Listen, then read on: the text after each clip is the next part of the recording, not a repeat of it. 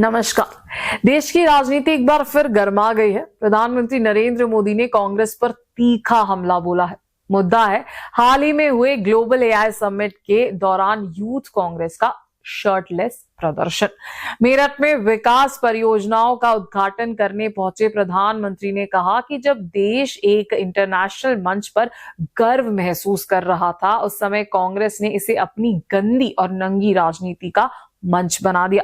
उन्होंने तांज कसते हुए कहा कि देश पहले से ही सब समझता है, फिर ऐसा प्रदर्शन की क्या जरूरत थी। प्रधानमंत्री ने सीधे तौर पर कांग्रेस नेतृत्व पर निशाना साधते हुए कहा कि पार्टी का एक नेता प्रधानमंत्री बनने की महत्वाकांक्षा में देश की छवि को नुकसान पहुंचा रहा है। ये इशारा साफ तौर पर राहुल गांधी की तरफ माना जा रहा है।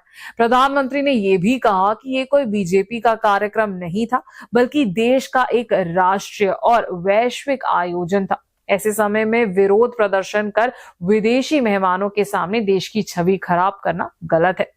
इसी कार्यक्रम के दौरान पीएम मोदी ने मेरठ मेट्रो और नमो भारत ट्रेन को हरी झंडी दिखाई।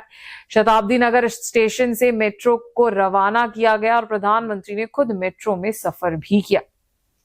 उत्तर प्रदेश के मुख्यमंत्री योगी आदित्यनाथ ने बताया कि इस रैपिड रेल सेवा से मेरठ से दिल्ली की दूरी अब सिर्फ 40 से 45 मिनट में तय की जा सकेगी। इससे रोजाना यात्रा करने वालों को बड़ी राहत मिलेगी।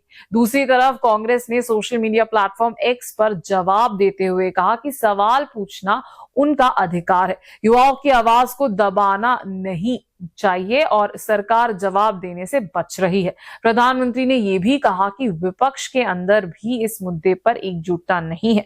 समाजवादी पार्टी और आरजेडी जैसे सहयोगी दलों ने इस प्रदर्शन से दूरी बनाई। उन्होंने Trinamool Congress, DMK, national conference और बीएसपी जैसे दलों का नाम लेते हुए कहा कि वे इस विवाद का हिस्सा नहीं बने।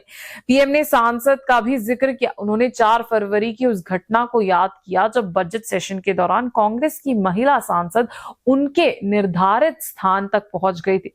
उस समय लोकसभा अध्यक्ष ओम बिरला ने सुरक्षा को लेकर चिंता जताई थी। प्रधानमंत्री ने कहा कि अगर किसी को प्रधानमंत्री बनना है तो पहले जनता का विश्वास जीतना होगा, ना कि इस तरह की हरकतों से कुर्सी हासिल की जा सकती है। अपने भाषण के अंत में पीएम मोदी ने कहा कि कांग्रेस अब देश पर बोझ बनती जा रही है और सांसद में भी ठीक से काम नहीं कर रही।